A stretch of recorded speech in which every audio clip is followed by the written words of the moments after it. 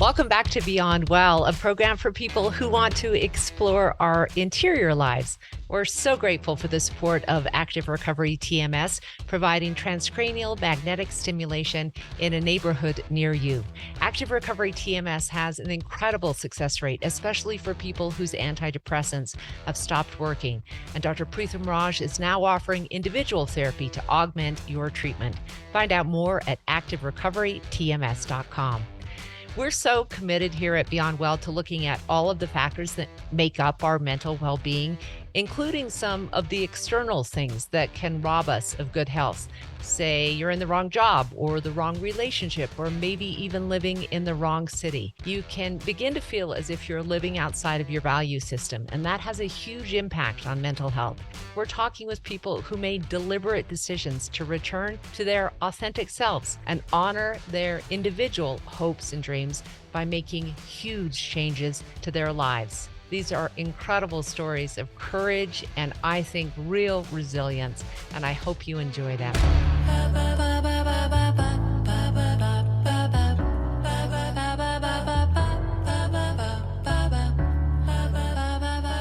Our first guest is the author of, get this, 14 award-winning novels, memoirs, and works of nonfiction, including the best-selling Kick-Ass Women series.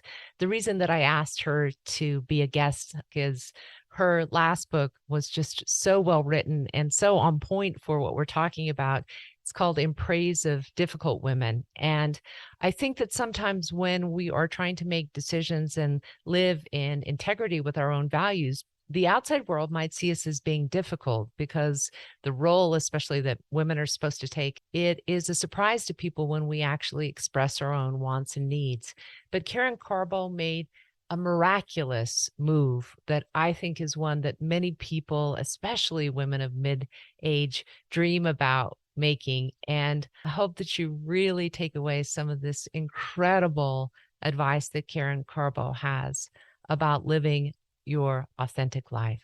Karen Karbo, welcome to our program. When I did this, started this project, you were one of the first women on my mind because of your willingness to actually leave your country, leave the country that you had grown up in, where you had all of your success as a writer, and start over. Can you walk me through?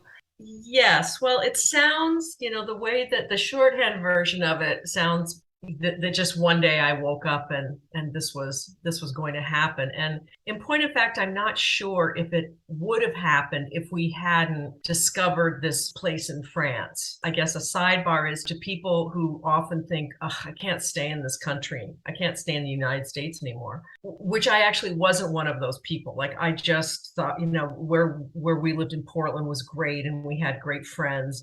But we did in 2010 discover this village in France. And a friend of ours who's an attorney in Portland and a mad, crazy Francophile had discovered this little village named Couillure. And she invited us to come. She did this great thing where she found this big house and she would invite friends to come and basically rent a room. They all had their own bathrooms for $50 a night. And then that sort of funded her to be able to stay there for 6 or 7 weeks in the early summer. Our daughter was going away to college.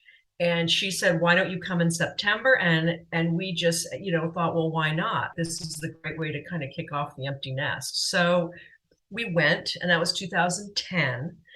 We fell in love with this place. We kept coming back. Every time we came back, the next year we did what our friend did, which is basically rent the same big house during different weeks and invited friends. And we got to know it and love it. And the other thing that happened that made this possible is that technology kept improving. The first year we came in 2010, there was no Wi-Fi in the house. We had to take our laptops and go to the internet cafe. It was kind of like this cheesy sports bar where they would watch football and tennis and rugby. And anyway, but even the next year, in the house that we lived in, they had installed Wi-Fi, which was as good as the Wi-Fi we had in Portland. And then by the next year, the Wi-Fi was faster. Wow. Meanwhile, all of our phones, the first year, you had to rent a phone for international travel, or you had to get a plan, and it was complicated. But by the time like 2017 came, our phones worked. We started bringing work here. We started staying a little bit longer. I would email people and say, I'm writing to you from France. And you know what? People, it turns out they didn't really care where I was coming from. Uh-huh. Like, Yeah. it was mildly interesting. And it was interesting because we were 9 hours ahead of the West Coast, Yeah. but only 6 hours ahead of New York. Right. So it was very easy to conduct business. And it just occurred to us that because my husband is in computer technology and security, and he now has clients in the US and clients here, it was something that as our love for the village grew and we started knowing people, and it just became clear that this was something that we could make work. Can I ask Um, you about the interpersonal and sort of psychological stumbles? First of all, how do you get on the same page with your partner? Because I've known people who dream of this kind of fantasy, and one year the wife might want to do it and the husband is completely not interested.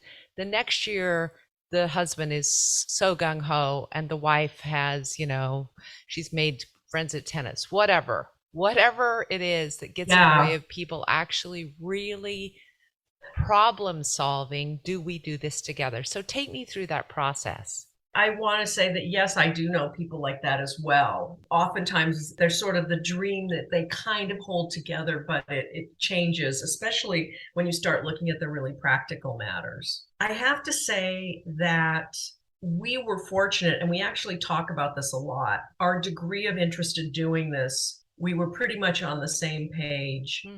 Part of it, there's a couple things. I think part of it is where we live. We both grew up in Southern California, and where we live, the topography and flora and fauna are very similar Hmm. to where we grew up. And Yeah. we're a block from the sea. We both grew up with a big beach culture. And so I think some of it just fundamentally spoke to a very childlike part of both of us, Hmm.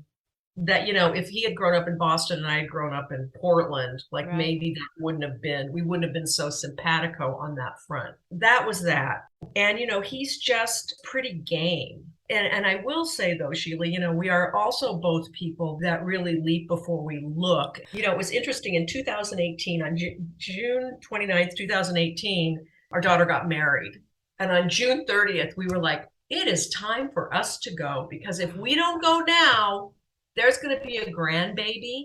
And once there's a grandbaby, I just think I probably, all of my kind of gung ho, let's do it, would be compromised. One of the things that you just brought up, and this has become a theme for so many women over 50, is they're sort of navigating who am I in this next chapter and what is most important to me, is allowing themselves the freedom to say, actually, this is my personal want versus the want of my daughter, grandkids, all of the people in your lives that you have taken care of.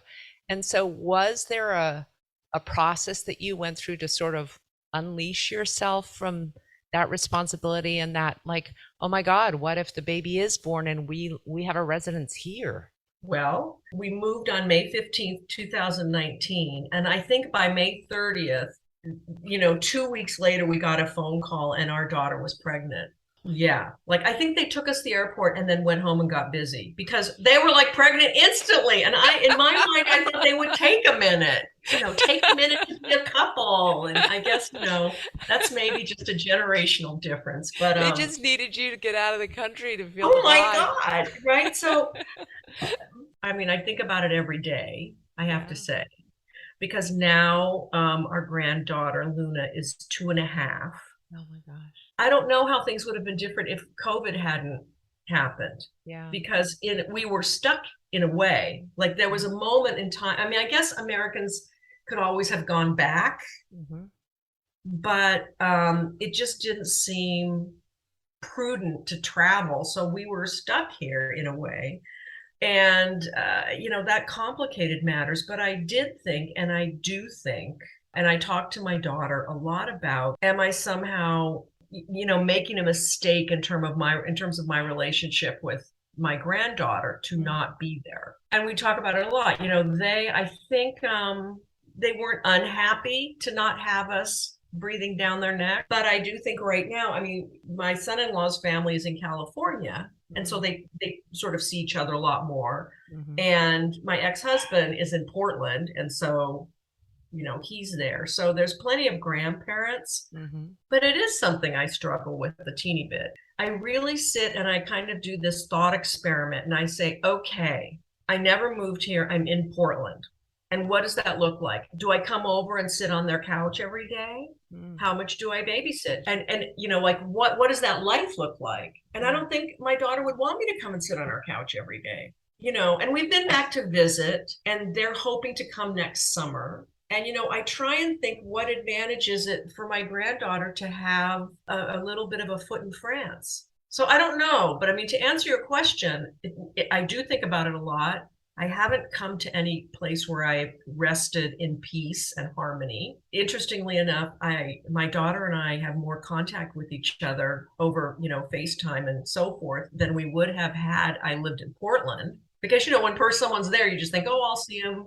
Totally. So, but it is a thing. It is a thing. I have no answer other than I still feel like we made the right choice. I'm looking always at this sort of synergy between these interviews and these conversations with women. And I love that even if you become 100% committed to your version of how you want to live this part of your life with more creativity or with more passion or in a different country, that it is never a settled matter, that you always have that psychological what if I should, all of that training that we've had, I think, as women to say, am I doing enough for others? And am I doing enough for my community? Am I enough? One of the reasons I really wanted to talk to you was your book was kind of about how do we shed a lot of this expectation? How do we actually make it okay to do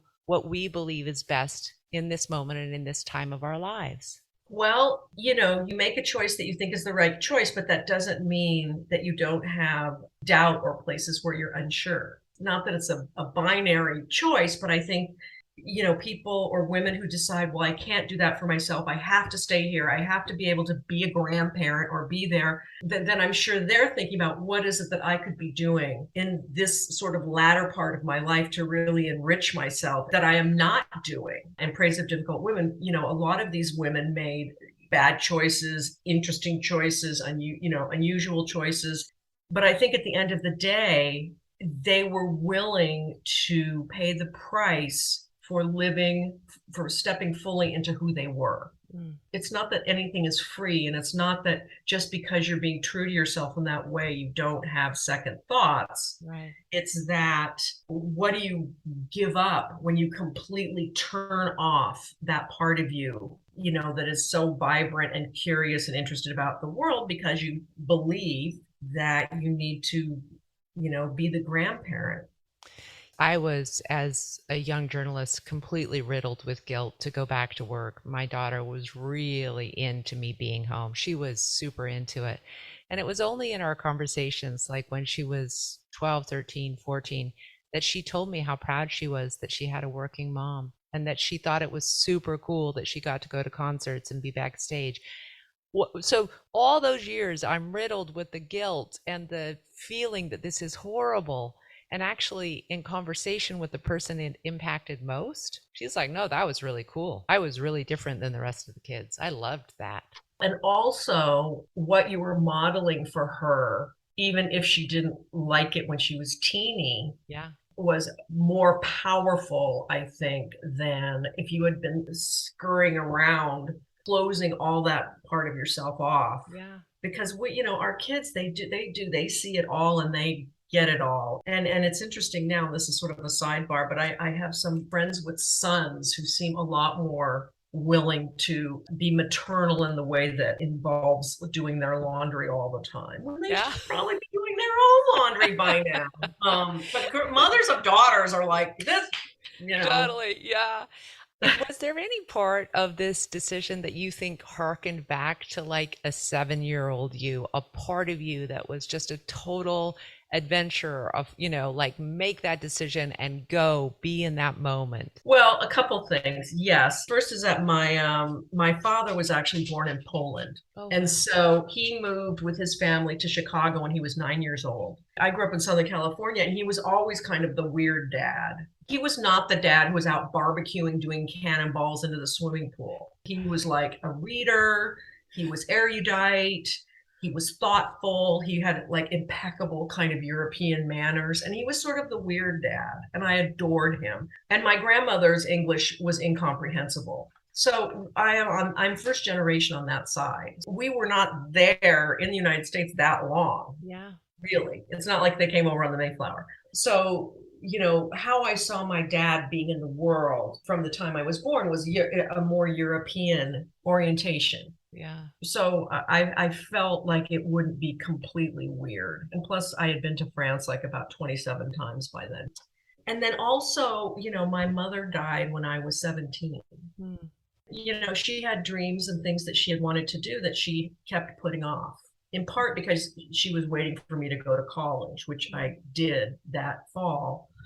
When you lose a parent young or experience something like that, especially one who had wanted to do things that she never got to, is you realize that really things could happen that would keep you from moving forward or doing this thing.